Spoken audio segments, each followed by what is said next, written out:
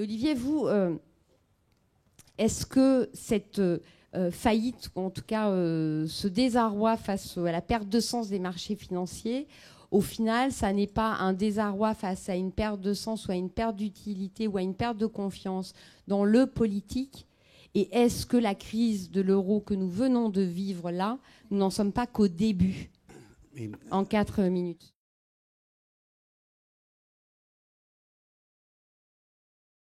Et m'engueule pas. Rassurez-vous, je vais répondre à la question que vous avez posée 4 fois sans aucun succès sur la régulation. Mais je voudrais, pour commencer, chère Nathalie, que j'aime depuis que je vous connais, c'est-à-dire depuis 55 minutes. Sale bête. Vous avez dit 2 bêtises en peu de temps. Les crises se succèdent. Elles ne se succèdent pas. La crise actuelle est de nature différente de la crise des subprimes, la crise des savings and loans dans les années 90, la crise thaïlandaise, de toutes les crises qu'on a connues depuis la crise de 29. Deuxièmement, faire un parallèle entre la Grèce et Lehman, ça n'a aucun sens. La Grèce, c'est un non-sujet. Les risques d'implosion de la zone euro ne sont pas égaux à 0,0001%, ils sont égaux à 0.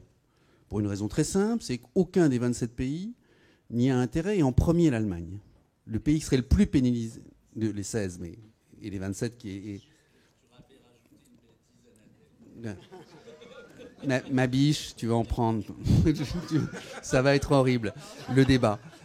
Et donc, je pense que la crise grecque, c'est une crisette, alors que Lehman, ça a été vraiment un changement d'univers.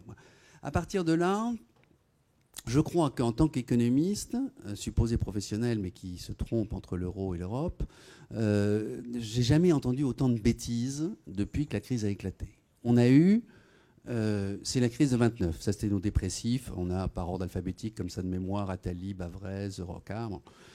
C'est complètement débile. Bon. Et il faut arrêter d'être, je pense que pour les débats, il faut arrêter d'être politiquement et économiquement correct. Il faut mettre les pieds dans le plat, sinon on ne va pas y arriver. Donc, c'est pas une crise comme 29. Mais on a eu aussi, la crise est finie. Rappelez-vous, il y a un mois, tous les médias étaient sur le thème la crise est finie. Elle n'est évidemment pas finie. On est en plein milieu et on en a encore pour un temps très long. Ensuite, on a eu les théories des découplages. Je fais la liste très rapide des conneries. Vous inquiétez pas, il y a une crise au nord, mais le sud va nous tirer du problème. C'est pas possible, parce que une partie de la croissance du sud, c'est fait sur l'exportation. Pour exporter, il faut, si ma mémoire est exacte, importer. Quelqu'un qui importe. Comme on n'importe plus au nord, il y a un vrai problème. Ou découplage entre crise bancaire et crise économique. Il n'y a pas de découplage. S'il y a crise bancaire, il y a crise forcément économique et donc forcément sociale. Après, on a eu, et j'arrête sur les bêtises qui ont été dites, les victimes expiatoires. Alors en ce moment, on est en plein agence de notation. Ça me fait hurler de rire parce que j'ai écrit il y a 6 ans, il faut renationaliser les agences de notation parce qu'elles diffusent de l'information publique et elles doivent être nationalisées, ce qui fait que mes relations avec le patron de Fitch, comme vous l'imaginez, sont absolument excellentes. Aujourd'hui, on dit que c'est la faute aux agences de notation. C'est pas plus la faute aux agences de notation qu'aux banques centrales, qu'aux banques, aux agents de régulation bancaire, qu'à ceux qui ont pris les crédits alors qu'ils ne savaient pas les rembourser. Et donc, je réponds maintenant à la question, les réformes, on a eu 3 G20, on a eu 3 réformes. Renforcement des moyens du FMI, bravo. Début de lutte contre les paradis fiscaux, bravo. Début de régulation des bonus des traders, bravo. Il reste 17 réformes à faire, au sens le plus limitatif du terme. Au niveau des banques, les systèmes de contrôle interne, il y a encore beaucoup de progrès à faire. Au niveau des industries, on n'a pas parlé des hedge funds, on n'a pas parlé des marchés de gré à gré, on n'a pas parlé de toutes les industries financières qui nous ont foutus dans la merde, mais pas seulement les banques, c'est trop facile de les désigner comme victimes expiatoires. Et puis au niveau macroéconomique, pas de coopération budgétaire, pas de coopération monétaire, des normes comptables débiles, des normes prudentielles absurdes. Je pourrais continuer comme ça, j'en ai noté 20, on y viendra pendant le débat. Et donc, si le prochain G20, les 3 premiers, c'était des essais. Celui de Londres était un succès, celui de Pittsburgh était un échec. Si le prochain est un échec, là, je crains qu'on aille très très mal et qu'on aille assez rapidement dans le mur. Juste un mot pour finir. Il y a le social, bordel. Le problème, c'est que, alors je dis ça parce que, contrairement à ce que vous pensez, j'enseigne pas dans à Paris 10, qui est trop chic pour moi, donc je suis resté dans le 9-3. Alors, vous ne m'arrêterez pas là. Et dans mon cours de première année, je commence en disant cette crise, c'est la faute des pauvres. des pauvres américains qui sont endettés alors qu'il ne fallait pas, des pauvres banques allemandes qui étaient tellement mal gérées qu'elles ont spilé sur les marchés.